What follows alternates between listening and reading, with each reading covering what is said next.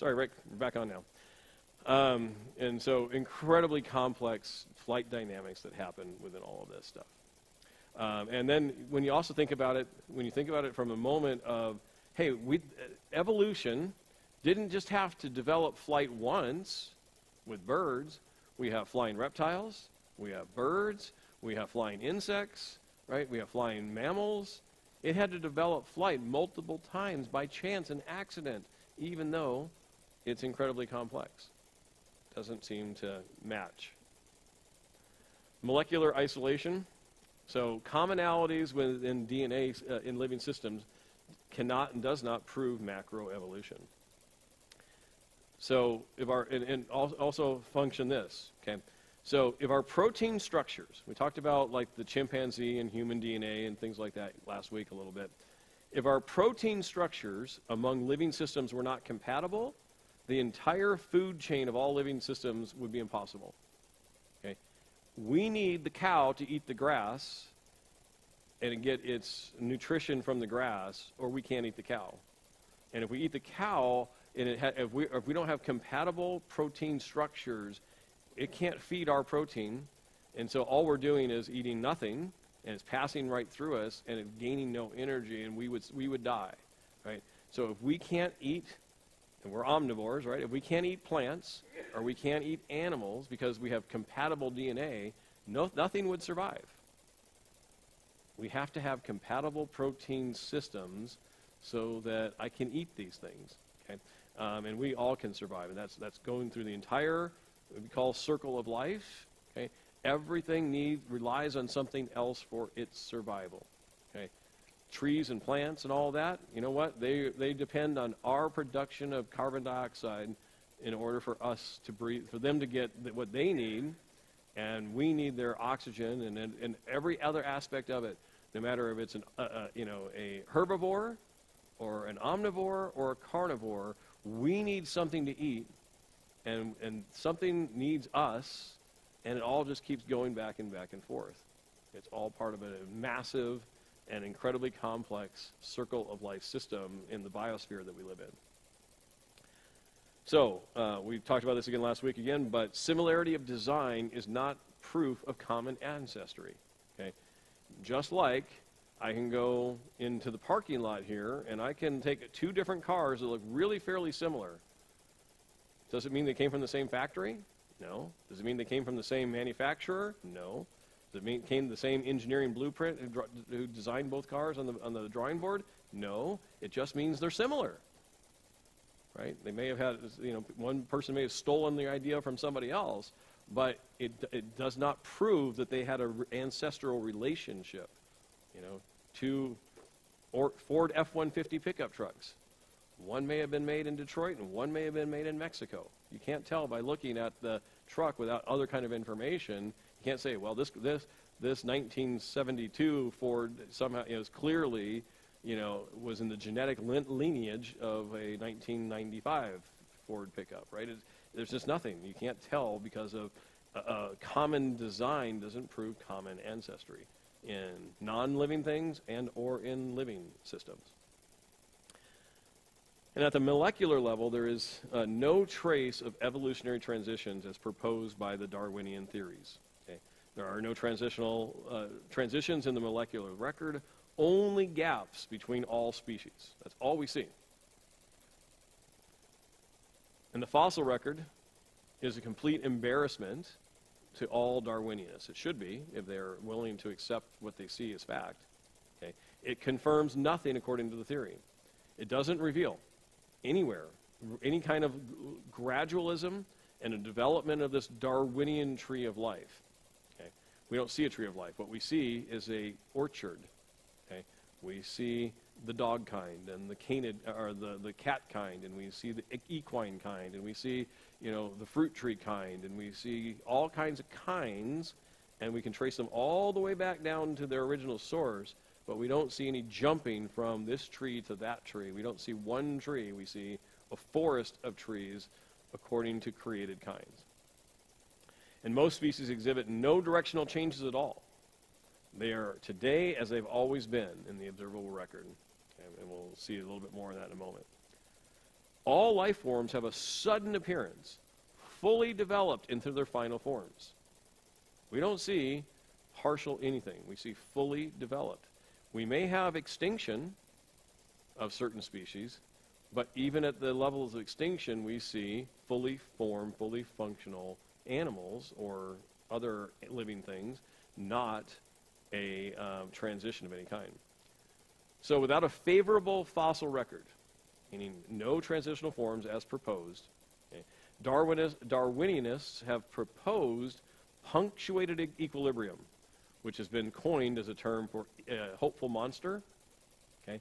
A hopeful monster meaning a snake laid an egg, and that egg popped out a bird. Okay? That's a hopeful monster.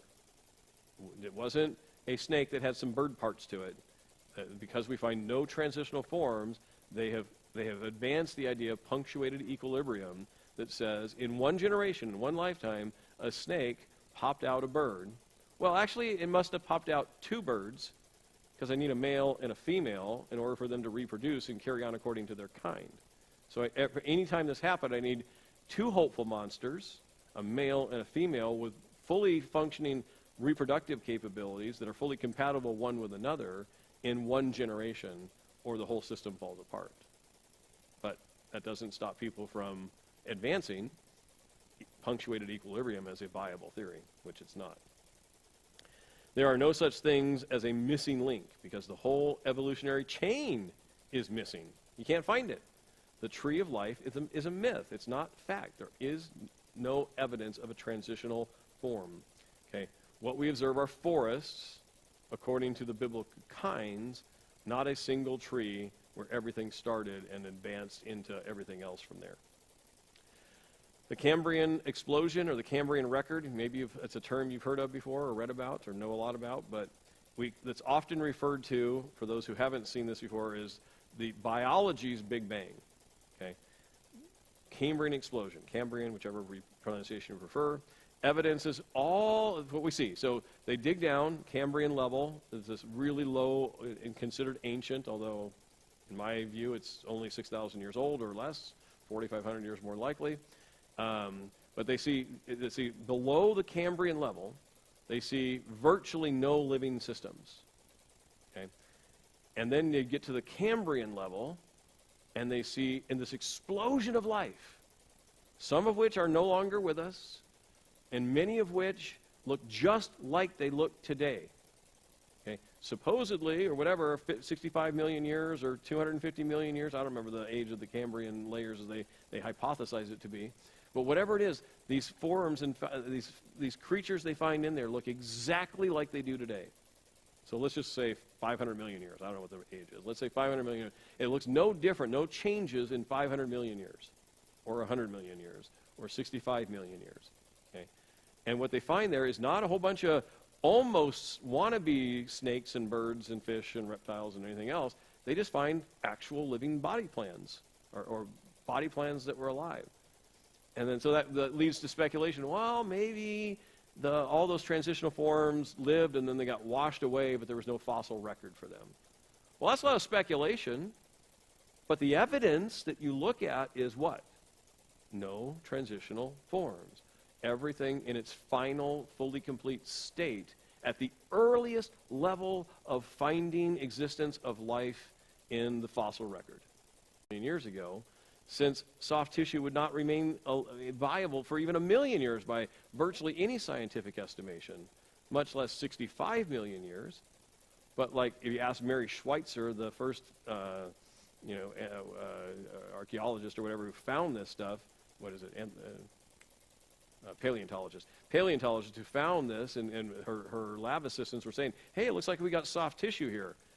She kind of went through the whole thing, and she finally just said, huh, well, I guess soft tissue does last for 65 million years. Okay, no, every other evidence says it's impossible, but you're going to say, well, okay, maybe it can last for 65 million years. Why? Because I have a fully pre-committed notion that dinosaurs are 65 million years old. They couldn't possibly be 4,500 years old. because that's about the time frame you'd expect soft tissue to remain. And there have been dozens and dozens and dozens of new finds of dinosaur soft tissue in the last 25 years. It just exploded. And yet the persistence of it must last that long just seems to be around. So anatomical similarities are irrelevant, right? Just because a lot of creatures have 2 eyes and hair and digestive systems, and some of them even have somewhat opposable digits on their hands and can grasp trees and that kind of stuff. It doesn't prove anything in terms of an ancestral relationship, okay? And it certainly doesn't confirm the theory. All it does is say, my speculation is that humans are related to chimpanzees, or humans are related to orangutans, or whatever the claim that they want to make is. It's not evidence, it's not fact, it's wishful thinking that says, this is the best explanation that supports my theory. It's not based on evidence, okay? Because there are no transitional forms, and common traits do not support it doesn't support the claims. We would make the claim, or those who believe in a creation that brought us into existence would say, a common designer has used common or similar structures within a multitude of living systems. Shouldn't surprise us. Intelligent design alternative. And so the book here talks about intelligent design as an alternative to Darwinian evolution. I put in my own quotes here, approach this subject with caution. Okay? If you're a Christian, if you're committed to the authority of Scripture, I will tell you that virtually all intelligent design proponents remain relatively silent on Scripture and on the existence of God. Okay? They're just saying, we believe in intelligent design, but the religious implications of that are up to you to decide, not us. Okay? So they're scientists, and a lot of them create really good books and materials. There's a lot of like YouTube videos and certainly other DVD sources out there, really good at explaining that intelligent design, meaning there's an intelligence that designed everything in our universe, is they have really good information. But don't follow them down the trail of getting close to God but not actually accepting God. Okay? That's what a lot of them seem to have done. Some of them may be Christians, but if they're Christians, they want to keep that information very suppressed and hidden. They don't want anybody to know it in their scientific world and community. With that absolute certainty, yeah. Unless they're working for a creation ministry of some sort or another, they're probably going to be ostracized. They're going to lose their funding. They're going to lose their job. They're going to no longer have a career because that's the pressure of the world. And this is no different than it was in Galileo's day or any other scientist's day or Copernicus or whatever who makes these claims and then they get killed or at least threatened and lose everything they have because they made a claim that doesn't match with the scientific thinking or dogma of the day. And 100 years later, after they're dead, people go, "Oh yeah, the Earth really does revolve around the sun. I guess we shouldn't have killed him, or tried to, or whatever." So, but yeah, you're certainly right, Bill. That they maintain that level of non-religious moniker so as to keep funding for their position. But I would just say that I would be very concerned if I led hundreds and hundreds of people or thousands and thousands of people to reject Darwinianism but never got them to believe in a savior. Right?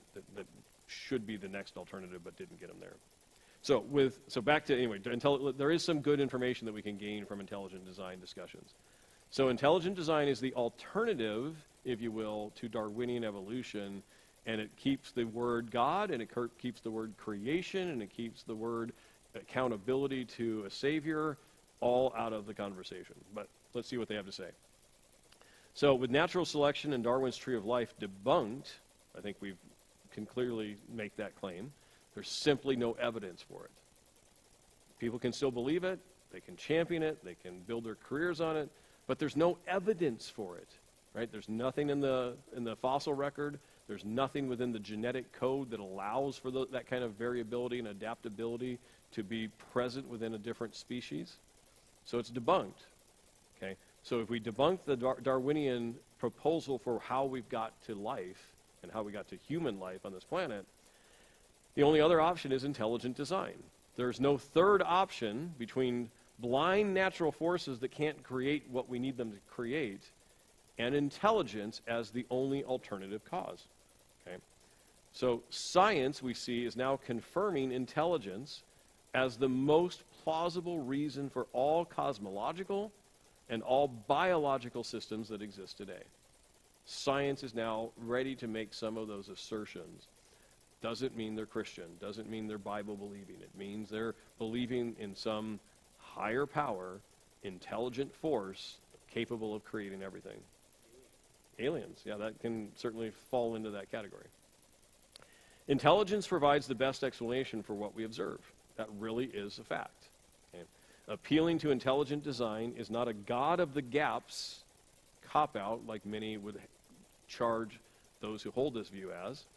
It's not used to mask ignorance. It's actually the best, most rational explanation that matches the evidence that we have. You look at the complexity, you look at a cell division, and you look at the copying process of DNA. You look at how all of this survivability is built into the DNA of a system, and you say it had to have been by a result of purposeful, intelligent design, not random, accidental, without purpose guidance that brought them to this. Okay? So it's not a God of the gaps. It's saying God did it, or saying intelligent must be responsible for the result. Intelligent design remains open. Here, and this is really, make sure you catch this. Okay, this one's kind of important. Intelligent design proponents remain open to both intelligence and natural forces as explanations in their search for the truth. They're not closing down any line of evidence. They're saying, what I see could be explained by intelligent creation.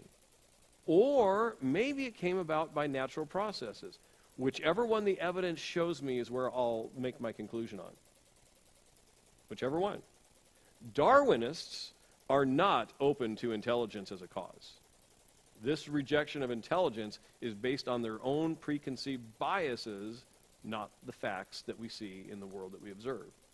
So, I think that's an important distinction, that those who are advancing this intelligent design theory are saying, we're open to both. We're open to all explanations.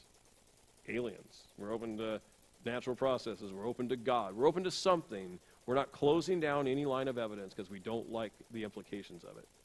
Darwinianist has always been about rejecting God and replacing God with some non-accountable force that brings about life.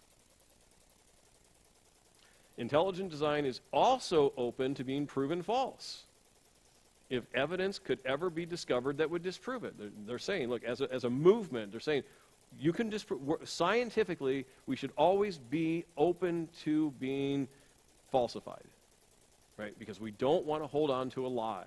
We don't want to hold on to a falsehood. We don't want to advance and teach and proclaim something that's not true. So please continue to test, continue to show evidence, continue to research. If something we've said is falsifiable, it should naturally and automatically be cast aside as not true. Darwinian theory and its proponents are not open to competing theories that would prove Darwinianism false.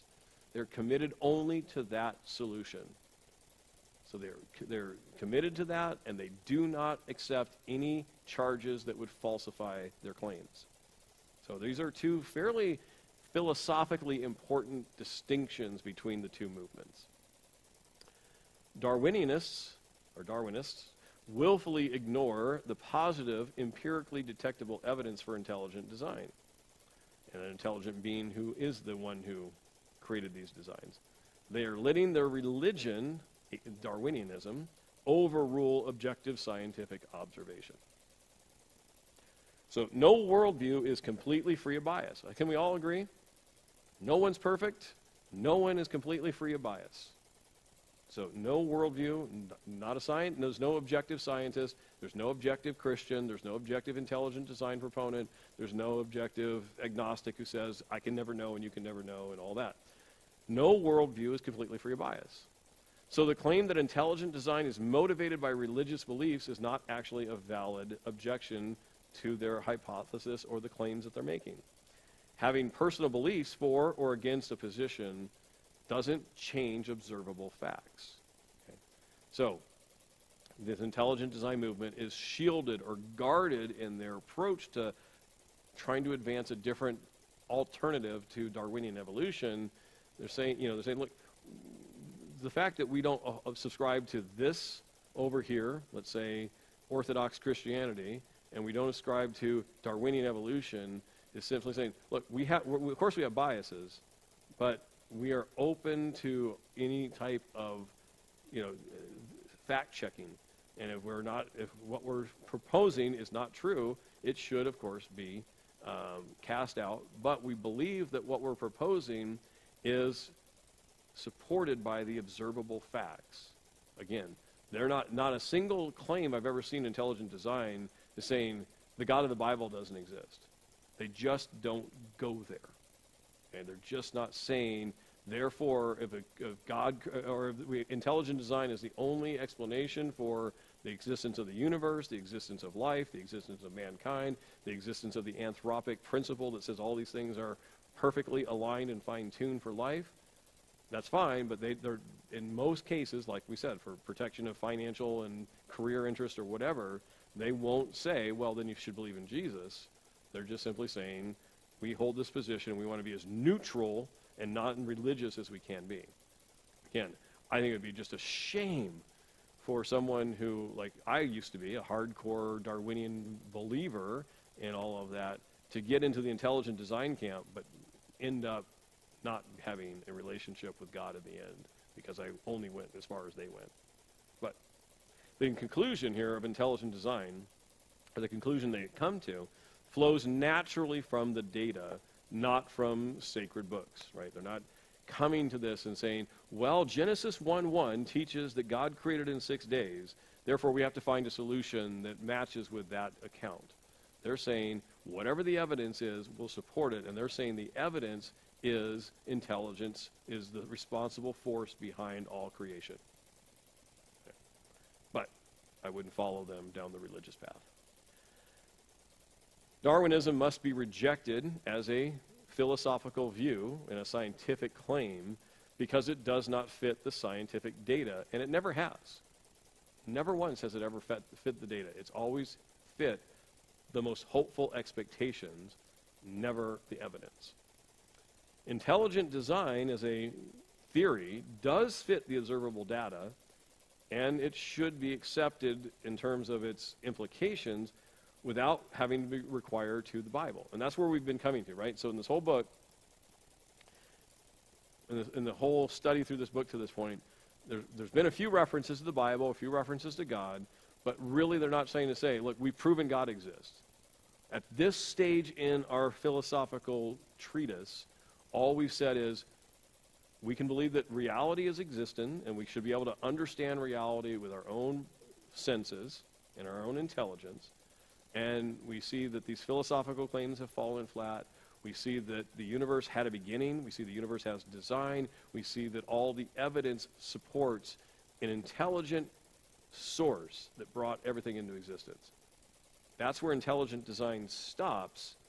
Our text, our study through this course will then delve into, well, is there a religious text that gets us to an answer about the reality that we live in? So we'll get there. They haven't made that claim yet. Again, I'm just cautioning. You can find all kinds with Michael Behe and others out there, all kinds of intelligent design websites and information. You will almost certainly not see the name Jesus. You probably won't see a reference to God.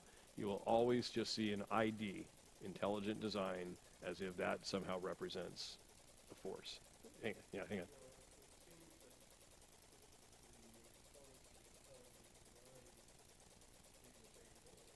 Mm-hmm.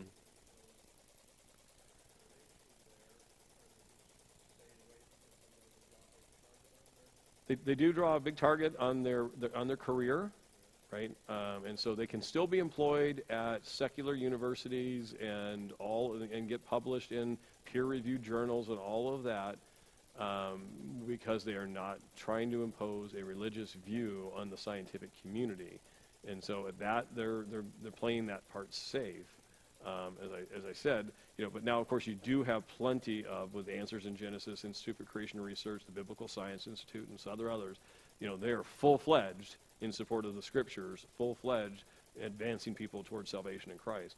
The intelligent design movement is like taking a big, giant leap away from Darwinism, but taking no direct steps into a religious belief.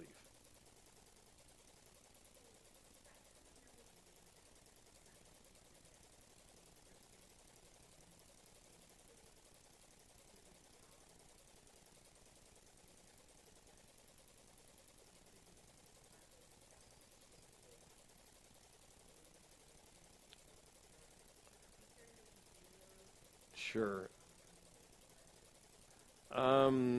There's been plenty of scientists over the years who have started out very, very Darwinian Big Bang evolutionist kind of people, who then came in fully into the camp. I don't remember a specific name.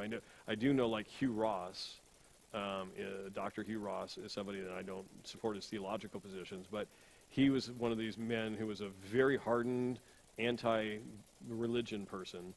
And he he made a life effort to prove that every single religious text on the planet was wrong.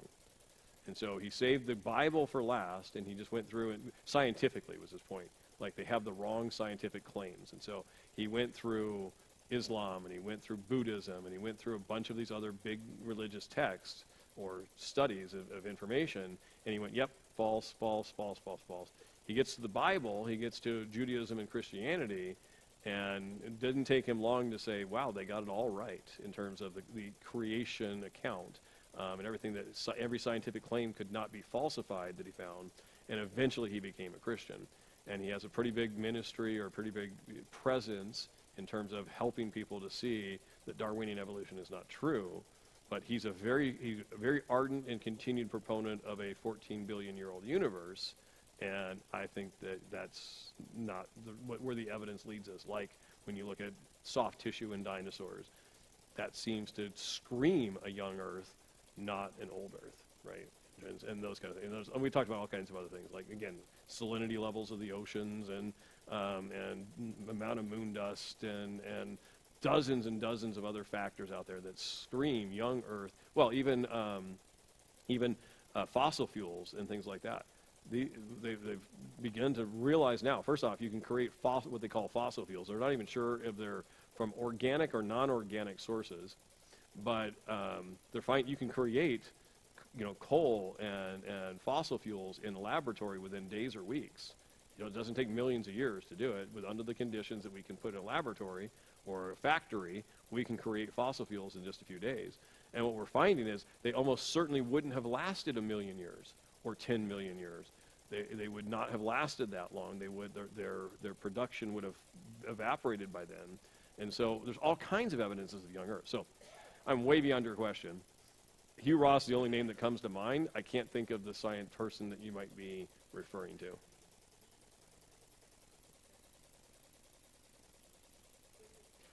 Mm-hmm. Sure, yeah.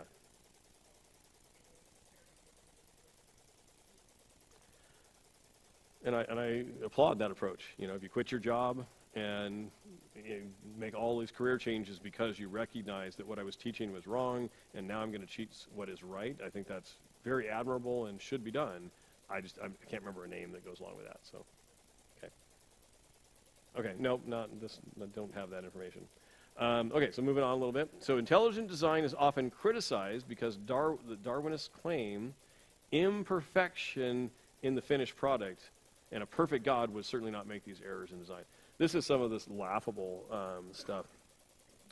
The very first, I haven't gone to many, but I've gone to a couple, well, maybe only one, I can't remember now, creation versus evolution debate. And I was really hoping to see some really good argumentation on both sides. And this one gentleman who was presenting from the Darwinianist materialistic perspective, I kept expecting, okay, well, he was the editor of Skeptic magazine. Okay, he was kind of considered to be super, worthy of a debate, capabilities.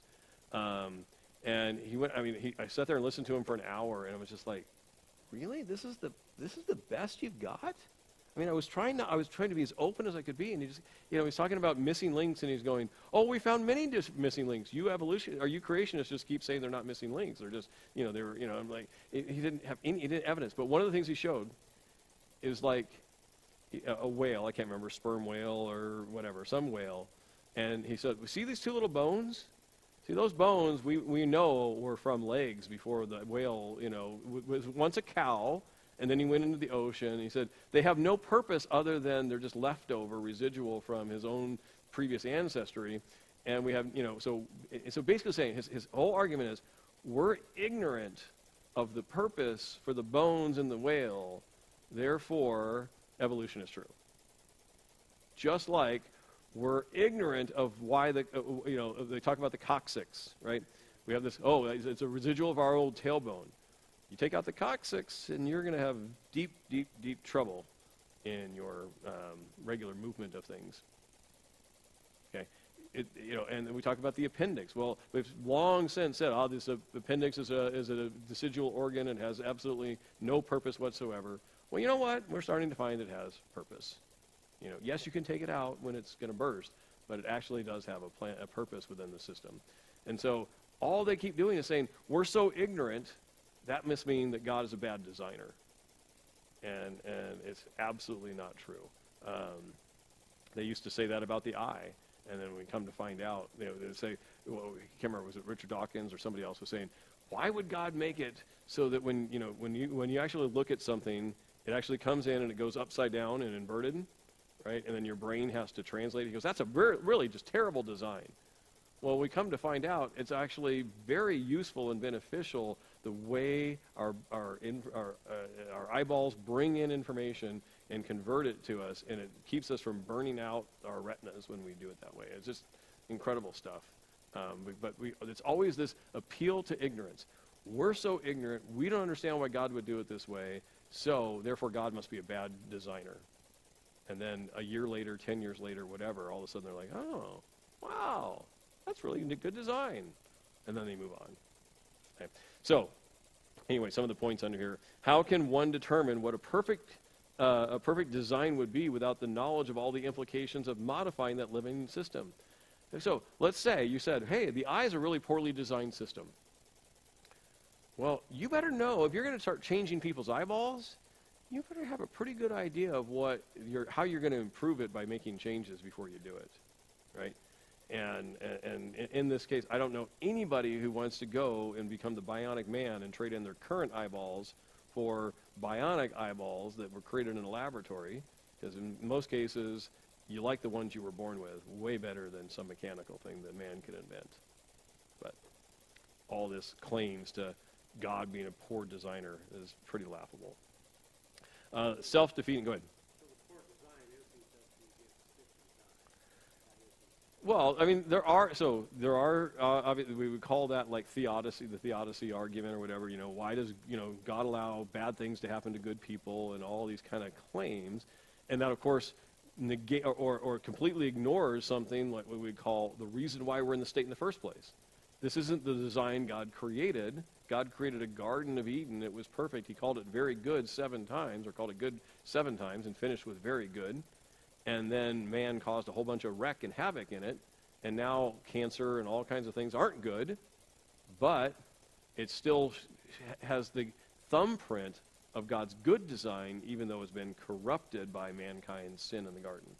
But that's not the error that's speaking.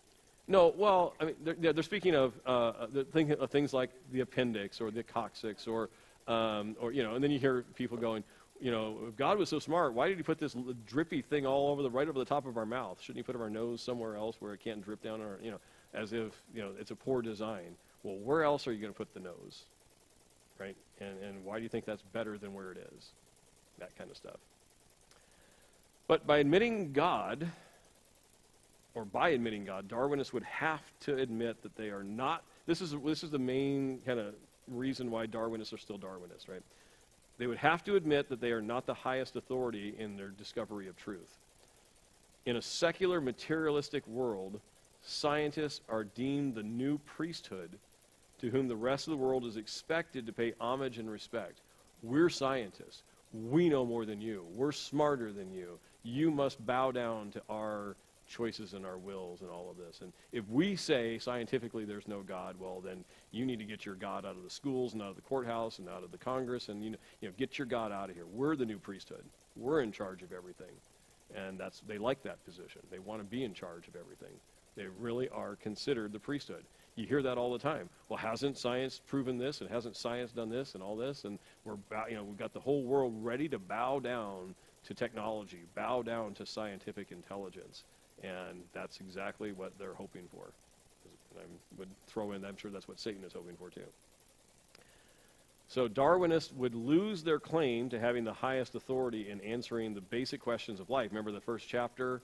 Where did we come from? Why are we here? Where are we going when we die? All those questions. They would lose their ability to make that claim. And in fact, if they then admit God, then theologians and churches would end up being the ultimate source or the ultimate purveyor of, hey, this is what the Word of God says, this is what people should do. And they would much rather retain the power and authority by getting people not to accept and believe in God and accept and believe in their Darwinianist claim so that they can still be in charge and have power, which is very, very sought after for most people in the world. This change, this acceptance of God or an intelligent design from Darwinians would fundamentally subordinate the position of the science. Money, status, power, general public would all be yielded to theologians, which they certainly don't want. That would be tough, right? And theologians, you can get 10 of them in a room, they can't agree on 10 things. So anyway, you got different problems there too. If God is accepted, though, Darwinists would have to admit they no longer have the authority or the right to determine right and wrong for their own lives, which means they can't do what they want to do. All right. If there is no God, right, and this is just the implications of the Darwinian thinking, if there is no God, then everything is lawful, especially to those in power who desire to set their own standards and attempt to force everyone else to follow them. This is the culture we live in. I want my opinion to rule over everybody else's opinion. And so I want to have the highest power. I want to have the trump card that says no one else can take away what I want to force everybody else to do. Okay? And you see this in everything. I mean, how many of you heard of I was kind of talking about with some other pastors about this today. How many of you have heard of the 15-minute zones? My understanding is society today wants to get everybody to live in a 15-minute zone and take away your cars. 15-minute zones, okay? They want to get rid of cars because they're bowing down to the global warming and all that kind of climate change stuff. And they want to put hospitals and jobs and schools and whatever else in a 15-minute zone so you can walk, jog, ride a bicycle to it. And they were actually talking about, but they will give you, I think, 3 passes a year to leave your 15-minute zone. That's very generous, and it's because they're bowing down to climate change. And the scientists who claim that there is actually a thing called climate change that will destroy humanity. So it's like, and people, there's many, many millions of people who will probably sign up for this and say, yeah, I want to be that level. I want to be under that level of control. I want to put myself in prison. I want to live in a little prison compound that I never leave, and I don't want anybody else I want to control everybody else in my environment. I don't want them to own a car. I don't want them to own a fireplace. They're trying to get rid of natural gas, appliances and all this kind of stuff. They want to control everything, and this is all part of bowing down to this climate change ideology that comes from faulty science. Anyway, that's a rabbit trail. Yeah, right. Sex, power are the motivators that underlie most of our intense cultural debates, and we see that in things like abortion, homosexuality. If there is no God, if everything came about by randomness, accident, and chance, then there's no way you can say that abortion is wrong, or homosexuality is wrong, or gay marriage is wrong, or gender change options are wrong. Any of this kind of stuff, right? They're saying because they keep that God out, they can keep these things in, and that also is an incredibly wealthy, money-making kind of endeavor. to create drugs and do surgeries that change people's genders and do abortions, and homosexuality is certainly not a healthy lifestyle, and so there's lots of medical needs for people in a homosexual lifestyle. So all of it revolves around power and money, and we see keeping those things out. In addition to the basic and most obvious one, if there is no God, I don't have to answer for my sins. Too often, people take positions in these debates that merely line up with their personal desires rather than taking evidence into account, right? So they start off with a presupposition. They start off with a desire that says, I'd like there not to be a God, so I'm going to invent a solution so that there is no God. They're not coming to that conclusion because clearly everything in this universe is an accident. It's all random, and there's no organization, no design, no intelligence behind anything. That's not how they're coming to that conclusion. They're coming to the conclusion saying, I don't want, so that's what I'll invent. In fact, they're making a God in their own image. They want God to approve of everything they do. One of the very first basic sins of life is to invent a God in our own image, rather than submitting to the God who we are made in the image of. But again, that gets a little bit ahead of our theological discussion here. So, a couple of points of conclusion for tonight. There are only two possibilities, right? I mean, really, it boils down to there's only two possibilities. Either God created us, or we're creating a God that we want to, in this case, God of Darwinian evolution, a God of Big Bang theories and all kinds of stuff that explain him away. But there's really only two choices. Either there's a God who created, or we're creating a God that explains everything that has been created. And that can include aliens, and that can include multiverse generators out there somewhere, and a variety of other explanations. An honest look at the facts suggests theistic creation, not macroevolution, is true. This is an objective, honest look at the facts. Says everything we see has purpose. Everything we see has design. Everything we see had a beginning, and that all demands that we have a theistic God who started it all. So it's not a battle of science versus religion, as is often the major claim. It's a battle of good science versus false science. Good science is, like we said, it's falsifiable. It's open to all lines of argumentation. Darwinian evolution is closed to God as a solution, or God as a reason for existence, and Darwinian evolution refuses to be falsified. Every single new piece of evidence, like soft tissue and dinosaur bones, is just another thing that has to be shoved into the corner and say, well, it doesn't change the facts, or doesn't change our belief about how we got here. Darwinianists would rather suppress evidence along all those lines than allow it to be represented fairly, right? And this is why there's clearly no support whatsoever for even teaching intelligent design in schools. In high schools, in colleges and universities, there is no acceptance for teaching intelligent design. Not creation, not the Bible, intelligent design. There's no tolerance for that because they only want one view advanced, Darwinian evolution. And they know that probably less than 1% of the population of the world, or certainly in America, will actually peel back the onion enough to see Darwinian evolution doesn't have a single leg to stand on.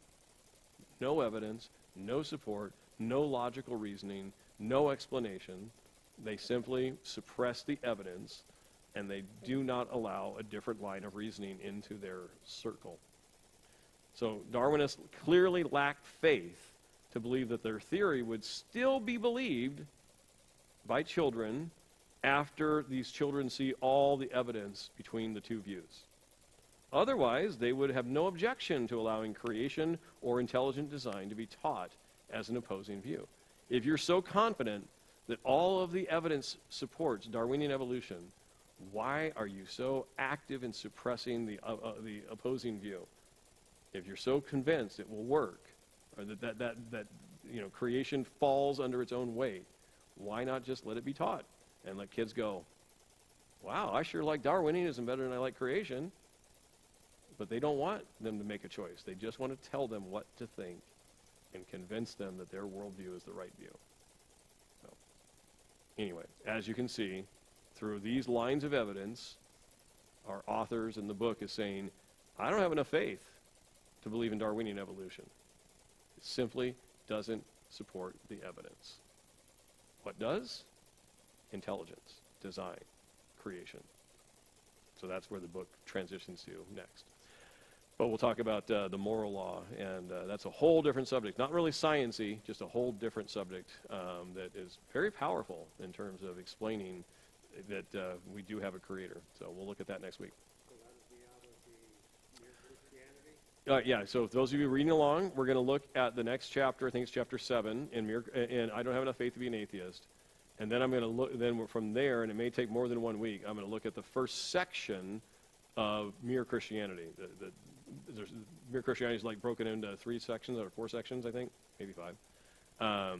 Anyway, taking the first section, which is all about the existence of the moral law, will then supplement what we see in I Don't Have Enough Faith with mere Christianity. Excellent question. Chapter 7 in section 1, if you're reading ahead. Yeah. Be blessed. See you soon.